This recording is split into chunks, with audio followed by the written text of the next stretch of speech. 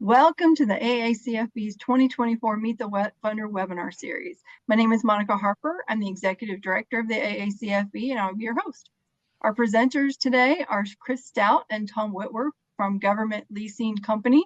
Government Leasing Company is both a funding source member and a founding member of the AACFB, and I'd like to thank them for their support of the association. Before I turn it over to Chris and Tom, I'd like to go over a few items to make this webinar more enjoyable and informative for everyone. During the presentation, you should see a Q&A box that will allow you to ask questions. If you have any questions during the presentation, please submit your questions in the box and they should be answered by the end of the webinar. The entire webinar should take no more than 30 to 45 minutes. And those of you who'd like to view the webinar at a later date, it will be posted on the 2024 Meet the Funder page of the website and our YouTube channel, and it will be emailed out to the AACFB membership. At this time, I'll turn it over to Chris and Tom. It is all yours. All right. Well, all right, Chris, I'll start out. Go ahead. Good afternoon to all, and I understand your time is important, so we'll try to be brief and concise. Any specific questions we could handle at the end of the presentation. The key difference, and I assume most of the audience here is into commercial leasing. We offer a platform for any government where they're the credit to getting it financed. We're vendor driven, as you are, and we provide basically a funding alternative when budget becomes a question within the government. So we'll provide a financing alternative where the vendor is funded up front, and we do a turnkey from contract negotiation to billing collection to disposal from then on. So as I said, the important thing to a vendor is upon acceptance, he's funded. And of course, we're closed with any commissions. And I'll repeat that the difference between government and commercial. Commercial's credit driven. You have to have financials, references, trades, et cetera, whereas in government, it's really terms and conditions, the contract that prevail. We, as a funder, can almost carte blanche say it's a pre-approved credit, but it's dependent on, of course, the payment. We agree on a payment and the terms and conditions within the contract. As I said to you previously, we offer a platform where we'll get involved in if there's any negotiations to be done. We'll do the billing and collection. We'll do the disposal. So it's once the deal is closed, you're more or less out of the deal so that you don't have to.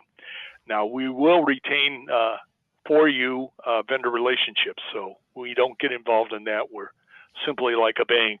We collect the payments and bill for the payments, but you can keep the relationship. We're not interested in that. I can tell you the good news and the bad news about government financing. So let's take the bad news. The bad news is generally government financing is competitively bid. So the spreads are a little less than you'll normally see in the commercial area. And that's just reasonably because it's competitive bid, and lowest bid generally wins, or they say best solution usually, but price is a big important thing to the government. So that the bad news is the spreads aren't there. The good news is that you really don't have to do a lot. If you basically have a proposal, a simple email to us with the pervient items such as cost, lessee, term, and if you happen to know what payment they're shooting for, we can quote it. Obviously, the larger ones will get more involved, and we might want to see the RFP, request for proposal, involved, or some of the other details if there's something unique. So the good news is that we provide a platform. We'll do all of the government situations for you, and of course include a commission if you're a broker. So from that point of view, that's the overall view. I can turn it over to Chris, and he can take it from here. Good afternoon, everyone. If you can't tell, Tom is more on the sales side. I'm more on the documentation side. So I'm going to take you through some of the structures we use for this process. He went over a quick introduction to the company. If there's any questions you do have, please go ahead and put them up and we'll address them at the end. I'm going to go and you'll notice these slides have a lot of information on them. I'm not going to touch on every aspect of one of these slides. There are some commonalities to understand across government transactions. First, you're going to find that the equipment has to be essential to the daily operations of the government. If it's not essential, it's not something we can finance. So, to wit, the simplest thing is if it's for research, development, or they don't expect to have a need for it during the lease term, we can't finance it. It has to be essential to their daily operations. There is a competitive requirement for most of the transactions, which Tom mentioned. That competitive requirement can go anywhere from transactions from, starting at $50,000, they can be $500,000. It varies by jurisdiction and requirement, and that's one of the reasons why you have us here. The other aspect of this is documentation is more of the credit profile on these deals than financial statements. So structuring the transaction from a documentation perspective is very important.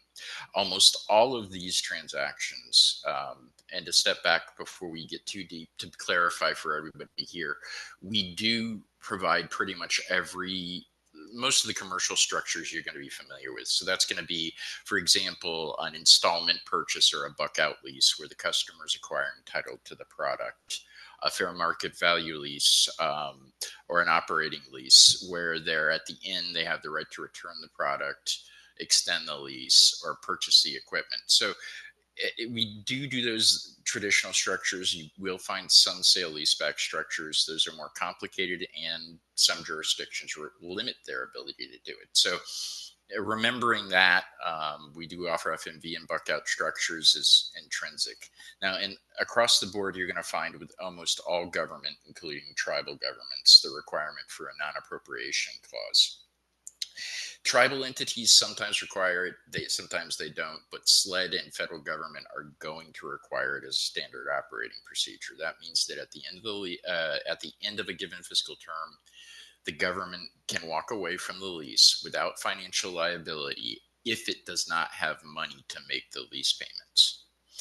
That's intrinsic across government structures. Now, one of the things that you will find is that there is a distinction at the SLED, the state and local level, as well as the tribal level. We offer both tax exempt and taxable finance structures. This gets confusing to people, but it's very simple.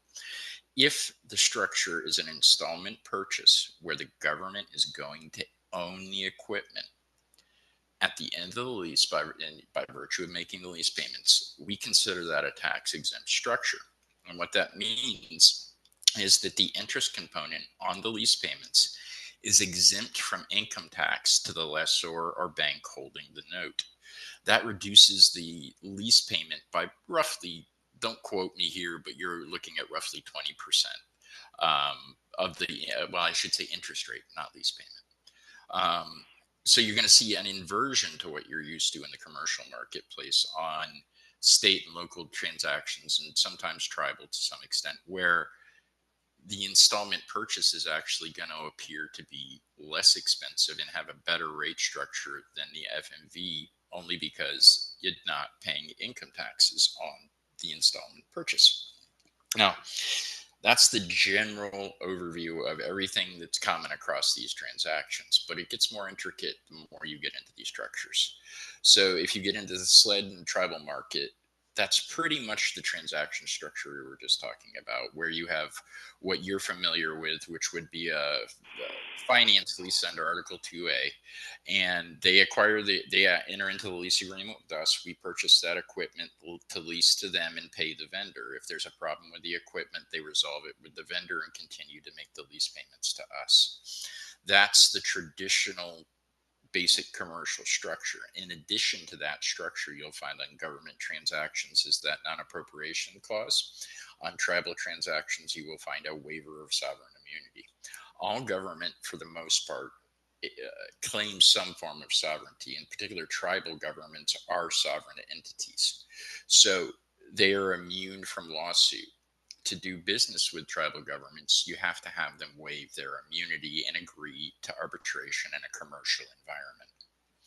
In addition to that, you'll find tax qualifications for installment purchase structures that relate to that tax exemption I was talking about earlier, where the government's going to have to issue additional IRS forms. There may be a requirement for legal opinions. It just gets a little bit more complicated on structure, and it's not as simple as taking a commercial lease and slapping a non-appropriation rider on it, which is what many people do, only to find out the jurisdiction wants to negotiate because they have different requirements. And I'm going to go by this really fast, so I'm just hitting the high points, everyone. Next, we're going to move on into the federal government. The federal government is unique in contrast to what I just talked about. They do not utilize the Uniform Commercial Code. And that is kind of a loaded statement, because then people want to know, what do they use? Well, the executive branch, which spends most of the money, uses the Federal Acquisition Regulation, but the legislative branch and the judicial branch each have their own procurement regs that are similar to the one used by the executive branch. They're all different slightly, and they all have to be accommodated. The one thing to remember about federal government is that because they don't use Uniform Commercial Code, that structure of a finance lease is not available to us, and you must use the Assignment of Claims Act. It's a slightly different structure where the vendor becomes the lessor, the lessee is the government, and we provide you guys with the lease provisions for them to incorporate into the contract. Those lease provisions are going to address their sovereign rights, which are actually more expansive than what you will find in SLED. You're going to find that the federal government has additional rights to terminate for convenience, to terminate for convenience, and to terminate for default, as well as to non-renew or non-appropriate a lease. This gets much more complicated at this level, and is one of the reasons why we're one of the few that do this consistently. I think 90% of our business is in the federal marketplace, where most people are only going to do 10 to 20%. It's very complicated and requires a lot of understanding. Now, having said that, you can see that that's just within this branch. Now, if we move forward just a little bit, you'll suddenly discover that there's more. Not only do they have non-appropriate, do we have the agencies we just mentioned, which are the primary ones. You have non-appropriated fund instrumentalities, which actually make their own money and do not use appropriated funds from Congress. You also have federal corporations. These are, for example, the Federal Deposit Insurance Corporation, or the Federal Reserve Board, or there are actually a number of corporations owned by the federal government that we just don't know about or aren't familiar with. Each one of those entities as a corporation is a corporation subject to uniform code, but gets their money through federal channels. So you've got a very married, complicated structure. One of the things you need to be aware of is what we call GOCOs, or government operated contract, or government owned contractor operated facilities. Those are facilities where you have very large contractors running everything, and they oftentimes are trying to enter into operating leases because they want to match their liabilities to the obligation that the government's going to pay them. That can be a very fruitful pursuit if you get into it and you understand it. But again, guys, I'm going through all this. It's very complicated. If there's something you want to discuss, feel free to jump in and ask a question. We'll address it. But as you can see, it's not as simple as slapping a rider on the end of it. And at this point, this gets into the unique requirements of the federal government, which we kind of touched on there. Termination for convenience, non-renewal without a cause or with cause, termination for lack of available funding, and termination for default. Those are all hidden gotchas that can exist in federal transactions. On top of that, you have complicated billing requirements, and you've got to ensure that they are invoiced properly. They have their own invoicing systems. So looking at all this, it gets extremely complicated. And at this point, I mean, I think, Tom, I've overviewed this really fast to give them a quick view of everything. if they have questions, I think we should probably jump into that and see where we're at. Yeah, let me add just a couple things that usually come up. The vendor will ask, well, after the deal is closed, am I liable for anything? Well, yes, you are if there's a maintenance provision, because that'd be part of the contract, particularly in the federal area. In other words, if you said, I'm going to maintain it and I have certain obligations, then you're still responsible for that. Other than that, in general, if there isn't anything on the contract, they're out of it, and they're paid and they don't have any further liability. Another item that Chris talked about was billing. The federal government has like 7 or 8 platforms, all with different rules and different billing requirements, so it gets to be very complicated. Again, you don't need to know that because we do all the billing and collection. But just to give you an idea of the complex area that we are entering into. Okay, excuse me, Chris, you were going to interject? I was just going to suggest that actually at this point, so everybody understands, within each of these government types, they have their own solicitation requirements and everything else. But to get a quote from us is not as complicated as it sounds. All we need is a copy of the proposal from the vendor, and if they haven't finished it, we just need to understand what the equipment is and its pricing. A quote would work. How much, if you are a broker, you want to make on that transaction. Again, being reasonable, understanding that this is a competitive environment, and if we add too much to that rate, we'll lose the deal. And those are really all we need. We need to know what the deal is, who's it for, what the equipment is, how much you want to make, and we can pretty much structure a quote and turn it around to you with the relevant terms and conditions if they're applicable. One thing to understand at the state and federal level, they sometimes enter into what people will call purchase order financing or purchase order leases. This isn't receivable financing. It's that the government is going to issue a purchase order, and that purchase order is the lease agreement. So for that to be effected, we need to have them incorporate lease provisions into their awarded documentation to the contractor. We'll help everybody structure that out. That's what we're here for. Just wanted to point that out. Didn't know. As far as agreements go, the federal government basically is going to just issue a delivery order. And this is just in federal. They'll issue a delivery order, and we have to get terms and conditions, just like any other contract, somehow incorporated. That could be done by a previously negotiated contract, like a GSA contract, or if we have to include our terms, we can include them as an attachment. And the delivery order would say, subject to the attachment terms and conditions. So we can make it pretty simple for a federal contractor. In the municipal, we generally have a stock municipal agreement, opinion of council. Those usually stock, and we have to, in the municipal market, modify them to different state laws. So there is some modifications, but in general, there's some stock agreements in the municipal market. Same thing with the tribal. Is there anything else? You touched on one subject, Chris, that I think everybody was going to ask, but I think the key item from a broker's point of view is, yes, the vendor is out, he's paid, he gets to recognize, by the way, true sale on our deals, particularly so that he can recognize revenue. One of the implications of that is that you could have a Fortune 500 company that is getting financing. They could go to their bank and borrow, but then they have to record revenue over the term of the lease instead of upfront.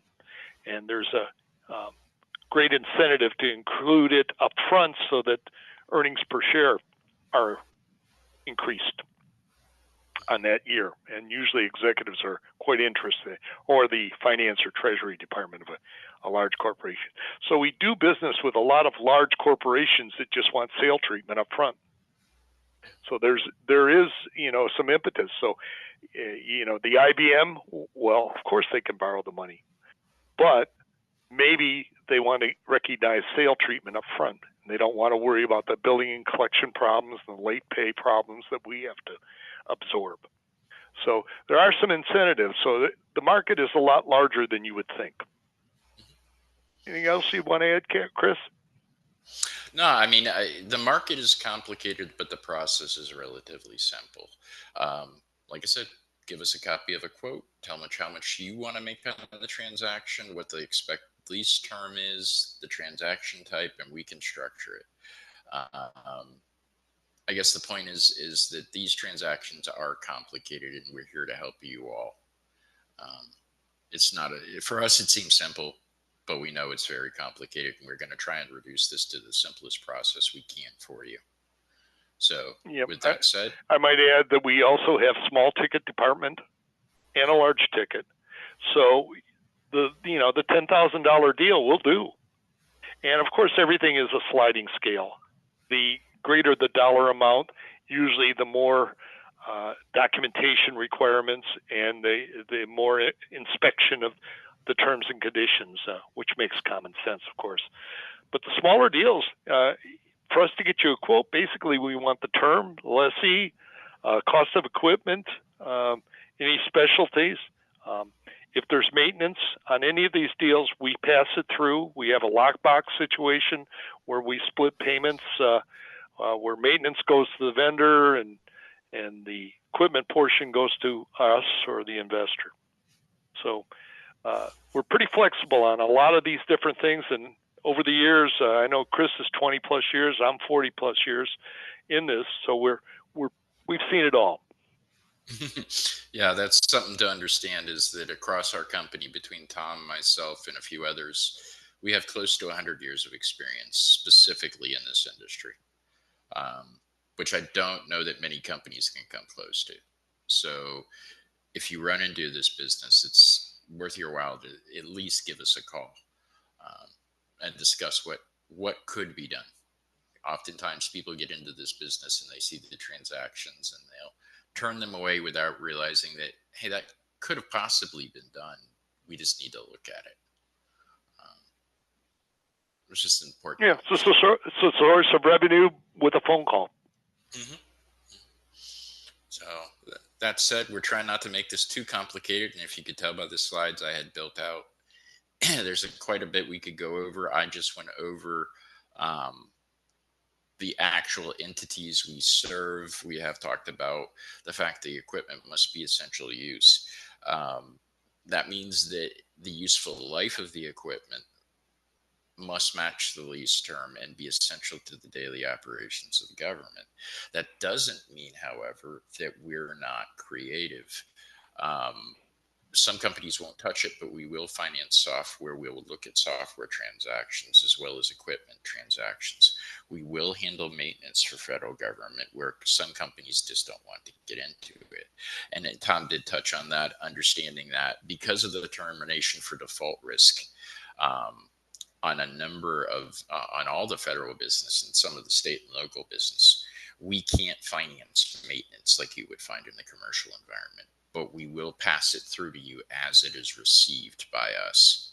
So those deals can get done. We just can't capture the future performance. That's just a government limitation. Yeah, common sense wise, if you think about it, if you're you're funding up front the maintenance for the fourth and fifth year on a contract, basically you're giving an unsecured working capital loan to the vendor. Mm-hmm. All said and done, that's basically what it is. And it is important to understand that we'll offer anywhere, we'll do anything from 12 months to, I've seen 84-month terms. It depends on the product, its useful life, and how essential it is to the government. Longer terms are available for products that will survive, so to speak. So that is something to take into consideration. Just trying to think if there's anything else we need to go over with everybody before we open this up. Is there anything you want to add, Tom, or you want to take a couple questions or see if there are any? Yeah, let's take questions because that'll be specific to somebody's query. Sure. I just want to remind everyone you can either raise your hand or you can type your question in the Q&A box. We have a comment more so from William. He said he's worked with this group for many years and highly recommends you. They have great understanding of the intricacies, customer expectations, and pitfalls associated with any government leasing. William, did you want to add to that? Yeah, just hey, Chris, Bill Scott with Ameritech Leasing. Yeah, we're currently working with Government Leasing on a large and fairly complicated transaction, and they've been fantastic to work with. It's a lot of intricacies, a lot of things that I've been in the leasing world for 40 years, and I will tell you that I am not an expert in the municipal or the governmental side. These folks are, and they've been fabulous to work with. So I give them a very, very high recommendation and recommend anybody that's working with these deals to reach out to them because they are complicated, and you certainly don't want to enter into something you don't understand, and they do. Thank you, Bill. I appreciate that. Yeah, that is an interesting transaction we're working on. So that's an example of the complexity that the government offers. Yeah, I think everybody should understand in the commercial market, once they sign the contract, they got to pay the bill or they go bankrupt. It's probably the two alternatives. Where in the government, there's termination rights beyond that, where the government can get out of the contract without paying the rest of the bill. So we have to protect against those, we call them termination or outs, that the government does have by law. Yikes. Well, thank you, Bill. We have a question from Ross. Renewable energy financing for city, county, state. You do that, and what would be the terms? We do renewable. We can do renewable. It depends on what it's qualified as renewable. It has to be something that's going to be over term, give the municipality the energy savings they're needing. It's going to have to be structured very carefully around their non-appropriation risk. It's something we can do, but it's going to be dependent on the product and what the jurisdiction requires. So that's something I'd watch it, because generally what you're finding is vendors are trying to make the sale by saying, we're offering you all this equipment and we're going to save it on your future energy bill. Well, that's usually on pro formas, and that's their way of selling it. But a lot of times those pro formas have a lot of holes in them, and you really need to watch that in the energy field, because the vendor's way is, oh, buy my product because I'm saving you this much more money than you're spending. And if it doesn't meet that, what's going to happen is the government is going to terminate, and for a various number of reasons, but they'll try to terminate. And there are a number of things. We found that, like, even in the solar, you don't take account of future maintenance. Can't remember what there's pieces of equipment that have to be replaced within a certain useful life. That's quicker and very expensive. Same thing as maintenance on solar panels, and there are a number of items in this newer area that you have to watch for. So be aware that the idea vendors are going to come to you with, I've got this great solar project or great energy efficiency project, and it's got some holes in it that you need to examine before you get too deep into it. And it's important to understand that if they're going to make guarantees and qualifications to government, they have to stand behind those qualifications. And if they don't, and the government terminates the transaction for default, it becomes the vendor's liability. So again, it goes back to what the actual details are involved in the transaction for us to be able to give you a definitive answer. And generally, a lot of these guys making guarantees don't have the financial wherewith to stand behind it. A Honeywell, yes, but somebody that's, the corner shop, look out. because the guarantee is worth only as good as the strength of the guarantor. So that's something to be aware of, but we'll consider it. We'll look at it and we'll help you structure it if we can. It just requires a little bit of nuance. Gotcha. So the next question is someone who's only done commercial. So how would you recommend someone that's just done commercial to break into the government, municipal, and all that market? Talk to You want me to take it, Chris? Yeah. Almost all this business with the government is vendor driven, because usually awards are made on competitive bid. So it has to stem from the government, or not the government, the vendor. So I would say that if you have vendor relationships, they are going to do or have the opportunity to do some or an awful lot. I have some vendors where 60% of their business is government, some that will do one every 5 years. But they all come from the vendor relationships that you should have established in the commercial VIN. It's just making them aware that if they do have a government client, that you have a financing alternative. That's essentially where I was going to go, because oftentimes vendors don't realize, prime contractors, unless this is an industry practice for them, don't realize that they can lease to the government. They don't, even if they're selling equipment to the government, they may not realize that's an option. And the government may not realize that it's an option, believe it or not. Some entities don't know that they can lease. And we'll be happy to help you work through all that. It's a discussion you need to have with the vendor relationships you have now. There are a number of ways to get involved in it, and one of them is talking to us. Pick up the phone, call us, and talk to us a little bit more, and we'll be happy to help you with expanding that, because if you succeed, we succeed. Yeah, I think that you look at it from a vendor's point of view, that's just another quiver or arrow in his quiver to help close the deal. Because generally what happens, the first objection will be, we have this equipment, and the first objection from the government is going to be price. How can you overcome the price? By giving a multiple year financing program. So it's another way to close additional sales for the vendor. So you should be very open to you as a presenter, or basically solving his problem. And his problem is closing sales. You have an alternative that may close, an additional few sales. So you should be very open to your presentation in that area. And that's one thing to tell them, is when they're talking to customers, government clients that you're doing business with. Sometimes government clients, they'll just simply say, well, we can only afford 2 of those or 1 of those this year. Well, think about it from the perspective that they may be able to afford only 1 with their current budget, but they may need 4 or 3. Well, we may be able to figure out how to take that 1 annual budget, stretch it out over 5 years, and figure out how to get them 3 of those products, where before they would have to get it 1 at a time, or they wouldn't be able to afford it at all.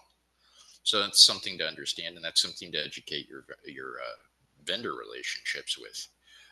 Very rarely will you find building relationships directly with government to your benefit. Only because the competition requirements prohibit them from really establishing those tight relationships. So they do have those relationships in certain environments, but it can be difficult. Yeah, and to add to Chris's comment about 1 or 4, there's a tremendous amount of savings in training, maintenance, and labor, particularly in training, the labor component of getting all 4 and training all your people at one time versus 1 at a time a year. There's a lot of savings to be had by doing it all at once.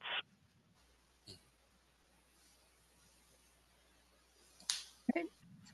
Well, I don't see any other questions or hands raised, so I think we've covered everything.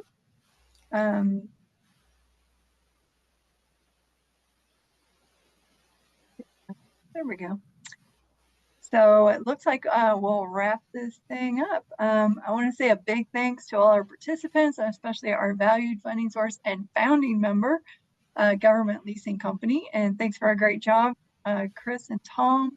And we invite everyone to join us at the AACFB Commercial Financing Expo in New Orleans in a couple of weeks. Thanks again and have a great day. Thank you, Monica. Thank you, everyone.